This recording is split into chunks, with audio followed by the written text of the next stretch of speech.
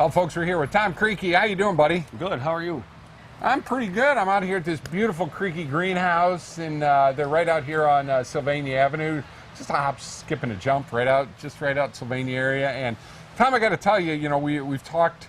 This has been a great month for us here at Let's Fix Her Up. I've learned so much about everything to do with making sure we do our plants and our planning right. And something I notice about you, you look like you're about 2 weeks ahead of everybody. I mean, I don't mean I don't know if that's good or bad, sure. The flowers look phenomenal. Sure.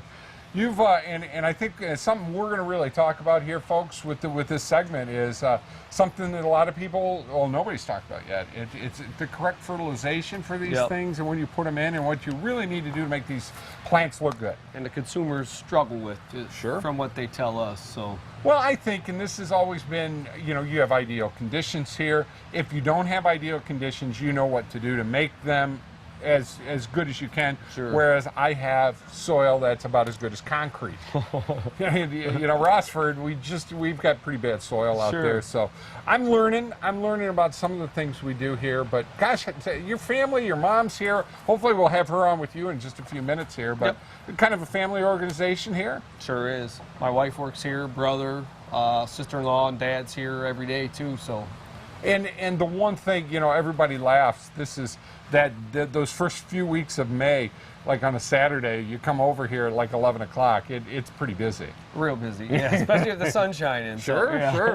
And the one thing, and this is what we really want to talk about, is how in the world is it that your flowers just have that beautiful? I mean, your geraniums are unbelievable. Well, first you talked about it with soil. Obviously, whether it's in your house, in your yard. There's a growing medium in here. We don't call it soil. It's a soilless peat-based mix. Oh, okay. Pretty much all the larger professional growers are all peat-based now.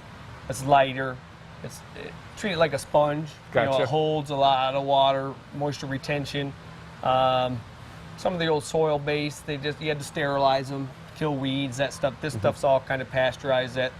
The peat plants, most of it comes out of Canada. Right. There's a lot of Canadian sphagnum peat up there. So different companies, and they ship it down to all the growers around Northwest Ohio, Michigan, even New York. They're all using pretty much Canadian peat.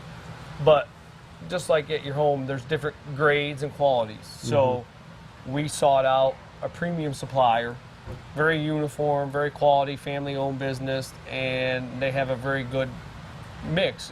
This is called a Euro mix, what we use. Right. If you want, we can take something out of the pot, and I can show you. There's no perlite in there. It's all peat. Right. So it really helps the plants get a jump start and have happy roots. So without good roots, the rest of the plant is just a waste in our book. From a grower standpoint, and it should be from a homeowner standpoint too. So. Well, I told you, I've every week, it seems everywhere I go, I'm picking up some new stuff for my house. Sure. And I really hit hard with getting some plants that are fruits, and I got some tomatoes, some cherry tomatoes and everything.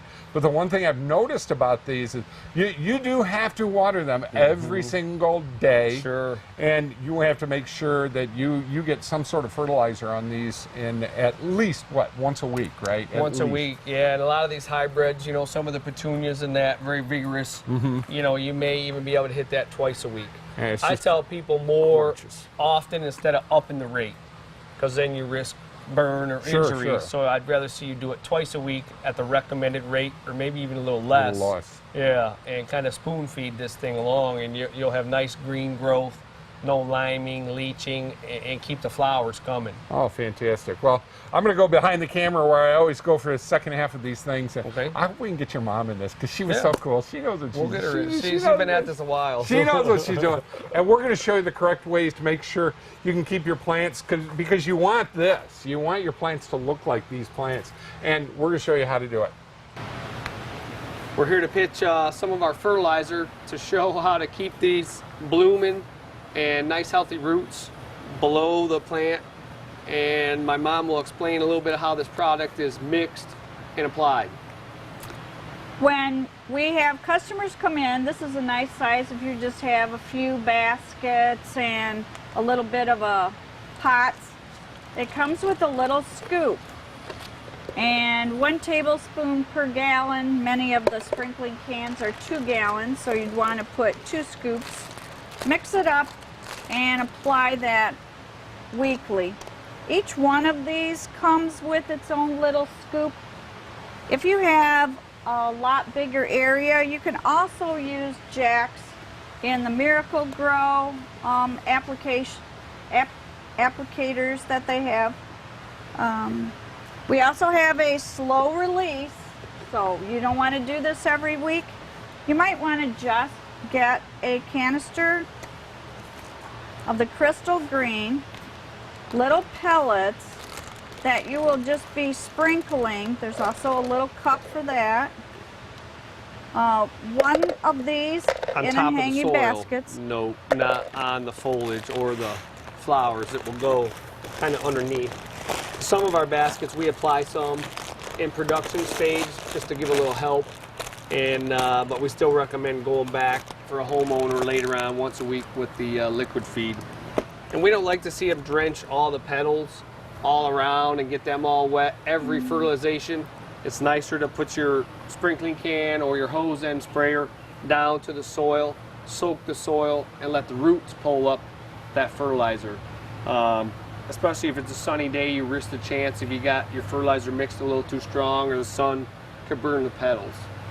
So we can show you, what these nice roots look like in this soil, nice and white, not overwatered, not green and algae, rotting, anything like that.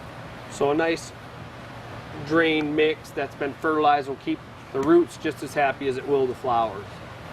They kind of work hand in hand, so. Many people will ask us, should we just use Miracle Grow? Where they are a company that has spent the most on advertising. But for fertilizer, nitrogen is the same almost whatever company you would be getting it from. And all of the fertilizer companies have spent a lot of money on research for what is going to be the best formula for different plants. So if it says tomato feed, you can be guaranteed that this is a good fertilizer to use for your tomatoes, your vegetable plants. And the all-purpose, I brought one for petunia feed. They like a little more acid. And this formulation will be a little more acid. Just follow the directions on the label here. And has iron, which helps keep nice green foliage. Well, Eileen, you got a great little boy here. He's not a little boy anymore, though, is he? We taught him well. You did? Yes, he paid good for attention. you. Yeah, he paid attention. Well, folks, to wrap up our show here, this is Tom's going to show us exactly what happens if you want to have this carpet, this beautiful carpet of flowers. What you have to do. Well, sure. Sometimes things get a little leggy or stringy, and to keep a nice shape, don't be afraid. People get scared they're going to hurt their plant, but don't be afraid to snip some of these. Snip 'em. By no means removing all of your color. Leave some, but just get rid of some of these growth tips, the terminal ends, and this thing will branch out and put energy into the new flowers. Now, what about the old ones? You want to pick these old ones off, right? You don't have to. Out in the wind, in the rain, those will fall off. But if it looks a little tacky and you're having a party or something, by no means would it hurt for you to pop these off. Well, if I'm having a party, it's going to be tacky. Okay, so you got to know that. So don't worry about that. But I got one question to ask you here. Is, my strawberries. I got this beautiful strawberry plant, and darn birds are eating all my strawberry. What am I gonna do? You have to hide it in the sunroom, or maybe possibly net it. But yeah, try the netting. Huh? You got to get rid of some birds. Okay, we got to get rid of some birds. Next week, folks, we're gonna do bird shot here on Let's Fix Her Up. That's what we're hoping to do. But hey, I got to thank the great people. Thank you so much for having us out. Thank you. I hope I can get everything in my car that I want before I leave here. We'll help you load it. I'm sure. They do a great job. And Creque's, it's right out on Sylvania Avenue. Right past, is it past Centennial or Past King? Centennial, about a mile and a half. Yep. So we're on the west side of the township. We're learning so much about how to keep your houses looking nice, and so all these great companies out here with the Maumee Valley growers, and Great independent. It works good. It's all local, folks. It's all local, and that's what it's all about. Guys, thank you so much. Thank Thank you. you.